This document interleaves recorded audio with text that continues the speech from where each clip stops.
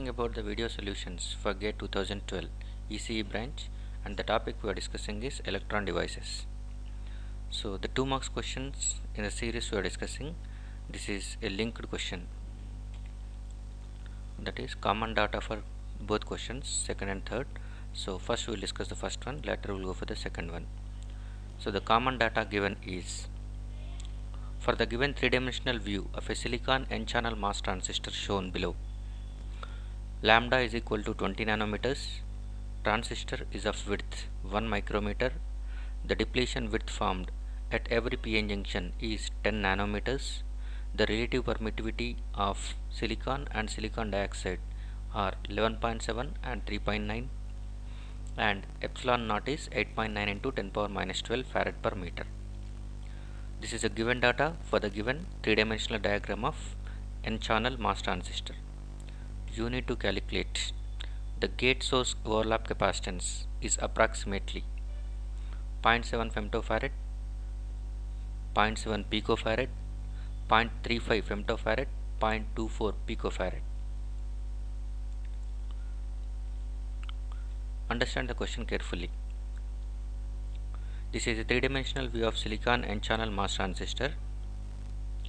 Lambda is going to be here, it has shown here.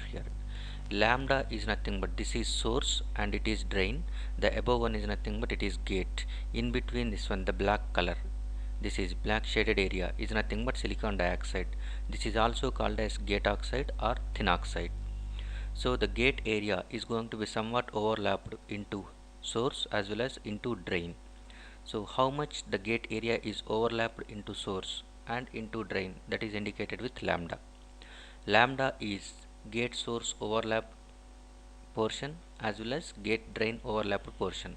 The value of that lambda is equal to 20 nanometers is given. Next, transistor width is 1 micrometer. Transistor width is nothing but simply it is channel width. So if you are going to check with, this is the channel area. The area between drain and source where the channel is going to be formed is treated as channel region. This is a channel region, and here it is, this is also called as length of channel, and width of channel is nothing but it is only shown on three-dimensional point of view. So this is width of channel during three-dimensional point. So 1 micrometer is nothing but width of channel. This is also 1 micrometer, this is also 1 micrometer, and this source also 1 micrometer, drain is also of 1 micrometer. So width of channel or width of transistor is 1 micrometer. And the other given dimension is the depletion width formed at every p-n junction is 10 nanometer. We know that one, wherever a p-n junction is formed, there will be a built-in potential. That is, there is a depletion region is formed. The width of depletion region is given as 10 nanometer.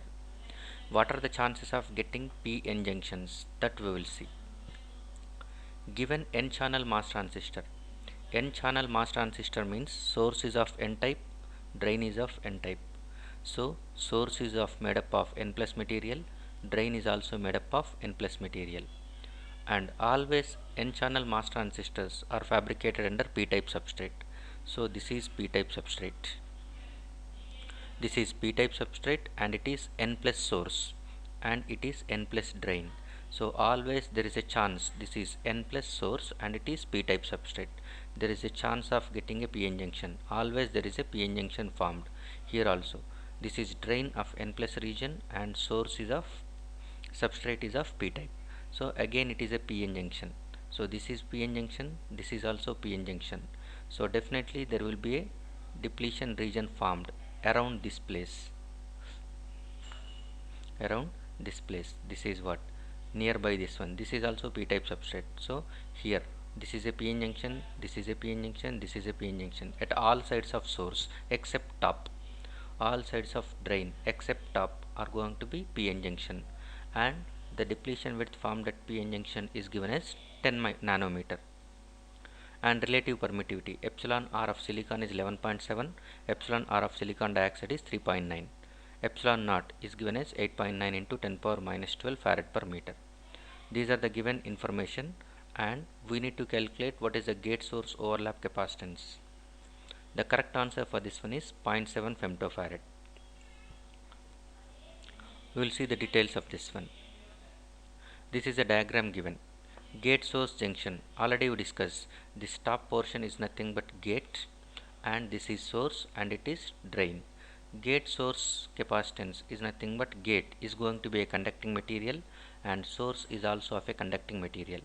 So gate and source are going to be overlapped by the time two conducting materials in between silicon dioxide layer is going to be placed. This is over this portion. During this portion there is a gate and source are overlapped. In between that one is silicon dioxide layer which act as dielectric. So this is going to be a formation of parallel plate capacitor. So this is built-in parallel plate capacitor will be existing at gate source junction as well as at drain source junction. We need to calculate gate source capacitance. So wherever a parallel plate capacitor, the formula we know it is epsilon A by D. So already what we discussed, lambda is nothing but overlapping of gate and source regions which is given as 20 nanometers.